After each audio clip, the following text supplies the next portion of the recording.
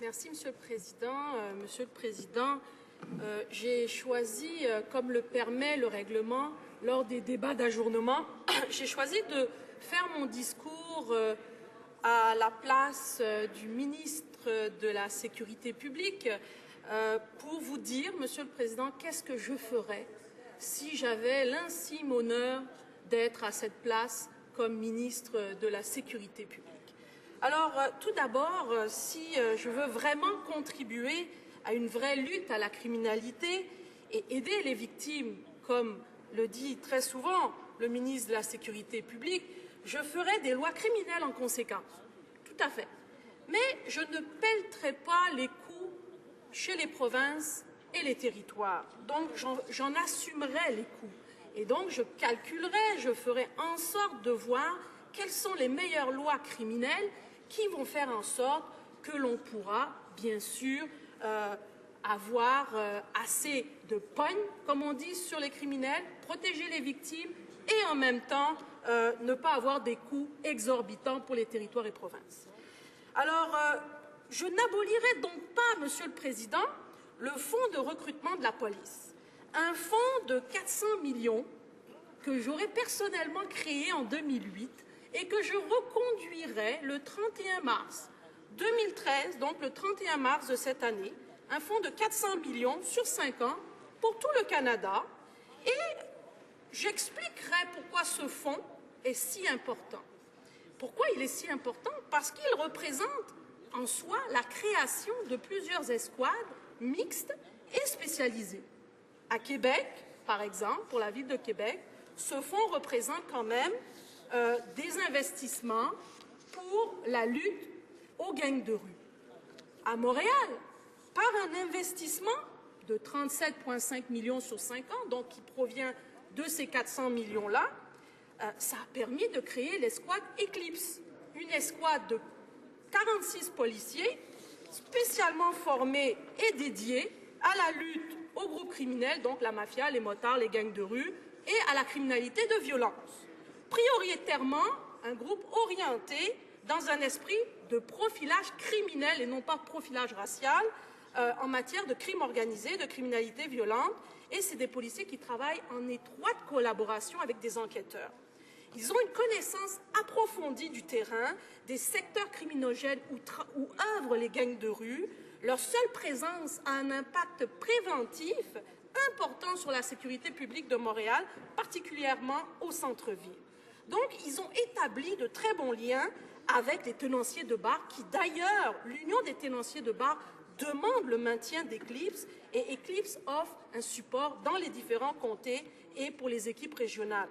Donc, en 2012, par exemple, Monsieur le Président, j'aurais été fière qu'Eclipse effectue 540 arrestations, dont 2 pour meurtre, 42 saisies d'armes. Mon argent que j'aurais investi, cet argent du public pour leur protection, porte fruit. Et, bien sûr, il n'est donc pas étonnant que l'Assemblée nationale du Québec, que les policiers de Montréal, que la ville de Montréal, que les municipalités demandent le maintien de ce fonds de recrutement de la police.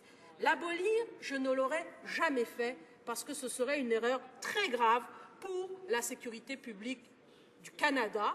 Et quant à moi, je me serais dit, ce serait un très mauvais signal que j'envoie aux criminels parce que je leur dis, les petits gars, c'est la récréation, je coupe, puis vous faites vos crimes. Merci, Monsieur le Président. Secrétaire parlementaire du ministre de la Sécurité publique. Thank you very much, Mr. Speaker, and I thank my honourable colleague for her question, and I welcome her to this side of the House. It might be a foreshadow of things to come. I'm not sure about that. Maybe she's joining the good side over here. Mr. Speaker, I do appreciate the member's question, but here are the facts. Our government has consistently supported our police officers, our frontline police officers, and the ability that they have to keep our streets and communities safer. Unfortunately, that member and her party consistently vote against our initiatives. Now, that didn't stop us. One of the things that we did initiate, and she referred to it, is the Police Officer Recruitment Fund. It was a fund that our government provided to the provinces. Again, the provinces are responsible for policing. That is a provincial jurisdiction. I would think that my honourable colleague would be very sensitive to that issue and would support the provincial jurisdiction that is allotted to them in regards to policing. Nevertheless, we believe that it was part of our responsibility, part of our mandate, and something that was a priority for our Conservative government to provide the $400 million to provinces to use to recruit new police officers. It was clear from the very beginning, as we've heard from, for example, Tom Stamatakis, the head of the Canadian Police Association, as we heard from the chiefs of police, as we've heard from provincial leaders, this was and is a temporary fund. Numerous provinces used it, again, in the way that they wanted to use it. Montreal seized this opportunity to create a specialized street gang unit. They used it, and I would think that we could be very proud of what they did. But they knew, and when they went into this agreement, they knew that it was temporary. But what we have done, Mr. Speaker, and our record shows that we have injected funds to help prevent crime and to help fight crime. For example, since 2008, we refocused on the National Crime Prevention Strategy to ensure that it would yield measurable results for Canadians. We have supported no less than 40 community-based prevention projects in Montreal. These projects represent an investment of $23.4 million over the 5-year period. Again, the opposition and this member voted against it. So I find it somewhat disingenuous, and I would ask my honourable colleague to explain how, when across the country, every police organization, every province knew that the $400 million from our Conservative government, which the opposition don't support, was temporary, and now after the fact they are complaining about the fact that we were told the provinces what it was. They used it, as is their responsibility, and we're very pleased with the way that they used it. It seems like they're trying to make some political hay out of something that nobody else is looking to have a fight about. Thank you, Mr. Speaker.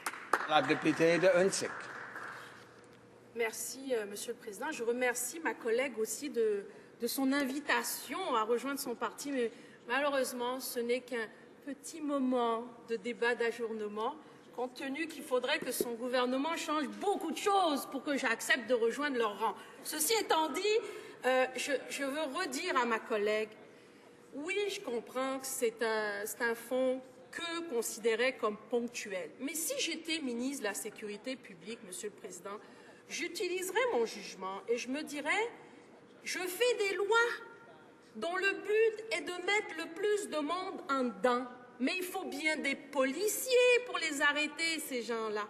Donc, il faut arrêter d'avoir cette pensée magique de faire des lois, de pelleter les coups chez les provinces, puis de penser qu'ils vont réussir à tout subvenir. Mais c'est nous qui faisons les lois. Si on était comme aux États-Unis, où chaque État fait ses propres lois criminelles, je comprendrais. Mais ce n'est pas le cas. Alors, je les invite à revoir leurs décisions, parce que dans ce 37,5 millions, il y avait aussi 4 ressources qui étaient attribuées à la cybercriminalité, qui a permis d'aider à l'arrestation de ce criminel en série, Magnotta, qui a été une abomination pour le Québec. Et aussi Anonymous, par exemple, était dans la ligne de mire de ces cyber-policiers-là. Alors, ne coupons pas ce qui fonctionne. Alors, le temps est expiré.